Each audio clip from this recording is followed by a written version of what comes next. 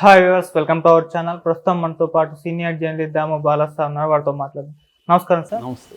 Sir, RGV గారి latest ఒక tweet చూస్తే పందులే గుంపులు గుంపులు వస్తే సింహం సింగిల్ గా వస్తుందని చెప్పి ఒక ట్వీట్ చేశారు. ఇది చంద్రబాబు నాయుడు గారిని ఉద్దేశించి, అంటే ఆయన పొత్తులు ఏర్పాటు చేసుకుని వస్తున్నారు, దీన్ని ఉద్దేశించి ఆయన పెట్టడం జరిగింది. సో ఏంటి మరి, ఆర్జీవి గారు కూడా ఏమన్నా వైసీపీ పార్టీలో జాయిన్ అయ్యి ఇటు పవన్ కళ్యాణ్ గారికి అగెనిస్ట్ గా, లేకుంటే లోకేష్ గారు అగెనిస్ట్ గా పోటీ చేసే అవకాశం ఏమన్నా ఉందా సార్? ఇప్పుడు అదే చర్చ అవుతుంది. ఎందుకంటే మామూలుగా రామగోపాల్ వర్మ నాకు పాలిటిక్స్ అంటే తెలీదు, వైసీపీ కూడా నాకు సంబంధం లేదు. జగన్ అంటే ఇష్టము, చంద్రబాబు అంటే ఇష్టం లేదు, పవన్ కళ్యాణ్ అంటే కూడా ఇష్టమే, కానీ అతనికి ఫికిల్ మైండ్, ఒక స్టెబిలిటీ లేదు అనేది ఆయన ఓపెన్గా చెప్పేది. కాకపోతే ఏంటంటే ఎవరైనా కూడా వాళ్ళు ఏం చెప్తారు అనేది క్రైటీరియా కాదు, ఏం చేస్తున్నారు అనేది క్రైటీరియా చూడాలి మనం. మాటలు ఇంపార్టెంట్ కాదు, చేతలే ఇంపార్టెంట్. ఎందుకంటే ఇప్పుడు రాజకీయ నాయకులు కానీ పబ్లిక్ ఫిగర్స్ కానీ ఆ సమయానికి తగినట్టు మాట్లాడతారు.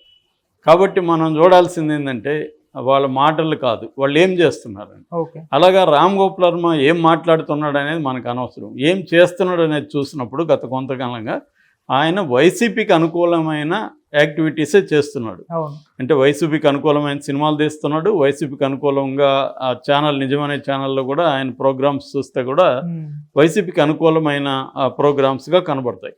అంటే ఒక లేమెన్గా ఎవరైనా రామ్ గోపాల్ వర్మని చూసినప్పుడు ఆయన వైసీపీకి స్పోక్స్ పర్సన్ లాగా ఉన్నాడు.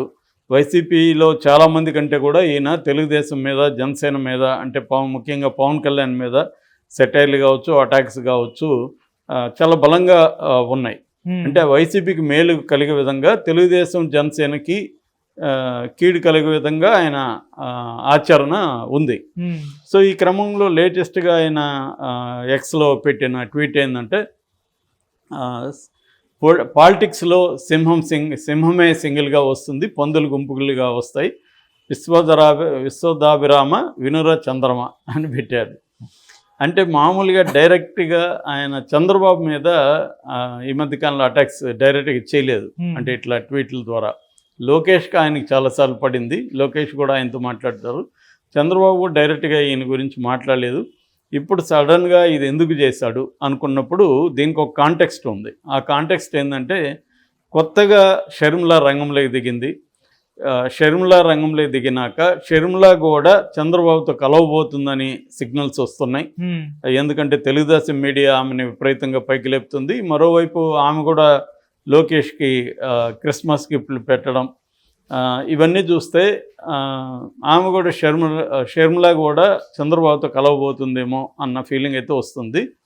ఈ క్రమంలో మనకి ఆర్కే కూడా ఏం రాశాడు మొన్న కొత్త పలుకులో, బీజేపీ తెలుగుదేశాన్ని భయపెడుతుంది, అంటే ఫోర్స్ చేసి బలవంత పొత్తుల్లోకి లాగుతుంది, చంద్రబాబు వేరే ఆల్టర్నేటివ్ లేదు, తప్పనిసరి పరిస్థితుల్లో పొత్తు పెట్టుకోవాల్సి వస్తుంది అన్నట్టుగా రాశాడు.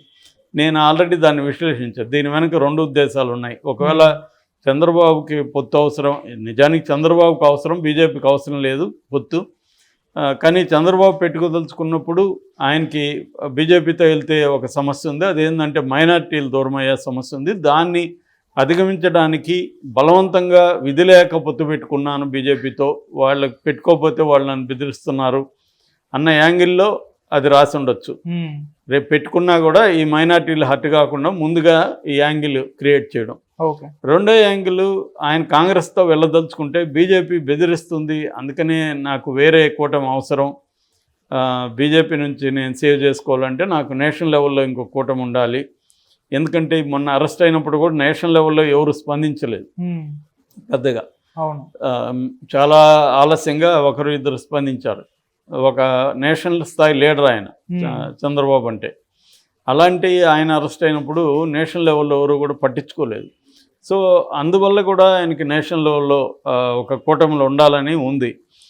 రెండోది, ఇక్కడ వీలైనంత వరకు జగన్కి వ్యతిరేక వర్గాలన్నింటినీ ఏకం చేస్తే కానీ మనం ఈసారి జగన్ని ఢీకొనలేమన్న ఒక భయం కూడా చంద్రబాబులో ఉన్నట్టు కనబడుతుంది. అందుకని ఏంటంటే అందరినీ ఏకం చేస్తున్నాడు, మహాకూటమికి ఏర్పడే క్రమం కనబడుతుంది. అందులో బీజేపీ ఉంటుందా లేదా అనేది పక్కన పెడితే, బీజేపీ ఉన్నా లేకపోయినా షర్మిల డైరెక్ట్గా కావచ్చు, ఇండైరెక్ట్గా కావచ్చు, ఈయనకి సపోర్ట్ చేసే అవకాశం క్లియర్ కనబడుతుంది. సో ఈ కాంటెక్స్లో ఏమవుతుందంటే జగన్ ఒకడే ఒకవైపు, మిగతా అందరూ ఒకవైపు అనేది క్లియర్గా కనబడుతుంది ఆంధ్రప్రదేశ్లో. ఇది ఇప్పుడు కొత్త సమీకరణాలకు దారితీస్తుంది. దీని కాంటెక్స్ట్లో ఈయన రాసింది అంటే సింహం సింగిల్గా వస్తుంది పాలిటిక్స్లో, ఇవి పందులే వస్తాయని. నిజానికి ఇది పంది సింహం అనేది నిజానికి రాంగ్ వ్యవహారం. నిజానికి ఒరిజినల్ కూడా సింహం ఏమి సింగిల్గా రాదు. సింహం కూడా గుంపులుగానే తిరుగుతుంటాయి, అవి గుంపులుగానే అటాక్ చేస్తాయి. అదేమి మనం అనేక విజువల్స్ చూస్తుంటాం. ఆయనకు కూడా తెలియదని కాదు, ఇది సూట్ అయింది కాబట్టి ఇది పెట్టాడు ఆయన. ఏది సూట్ అయితే అది కదా పెడతారు. సామెతలో ఎంత వాస్తవం ఉంది అనేది అవసరం లేదు. ఈ సామెత ఇక్కడ వర్కౌట్ అవుతుందా లేదా, ఇది యాక్చువల్గా రజనీకాంత్ డైలాగు, సింహం సింగిల్గా వస్తుంది, పందులే గుంపుగా వస్తాయని. దాన్ని ఈయన సమయోచితంగా వాడాడు. ఎందుకంటే ఇప్పుడు చంద్రబాబు అందరిని ఆర్గనైజ్ చేసి జగన్కి వ్యతిరేకంగా కూటమి కట్టే పరిస్థితిలో ఉన్నాడు. నిజానికి కూటములు అనేవి ఏమి కొత్త కాదు మనకి, అనేక కూటములు ఉన్నాయి, అందరూ కూడా కూటముల్లో ఉన్నారు. వైసీపీ కూటమిలో లేనంత మాత్రాన వైసీపీ ఏదో సింగిల్గా వస్తే సింహం అనేమి ఇక్కడ ఎవరు అనుకోవట్లేదు. మరి చంద్రబాబు ఎందుకంటే ఆయనకి ఇది లైఫ్ అండ్ డెత్గా ఉంది కాబట్టి వ్యూహాలు చేయాలి, ప్రాక్టికల్గా ఉండాలి. మనం ఏదో సింగిల్గా వస్తామని సింగిల్గా వెళ్తే రేపొద్దున ప్రభుత్వ వ్యతిరేక ఓటు చీలిపోతే చంద్రబాబుకు నష్టం. అందుకనే ఏంటంటే ప్రభుత్వంలో ఉన్నప్పుడేమో ప్రభుత్వ వ్యతిరేక ఓట్లు చీలాలి, ప్రభుత్వంలో లేనప్పుడేమో ప్రభుత్వ వ్యతిరేక ఓట్లు చీలకుండా పోలరైజ్ చేయాలి. ఇది ఎవరైనా చేసే పని. ఇప్పుడు అట్లెందుకు మోడీ పరిస్థితి ఏంటి, ఎన్డీఏ అందులో 16 పార్టీలు ఉన్నాయి, ఇటు ఇండియా కూటమి అందులో 33 పార్టీలు వరకు ఉన్నాయి.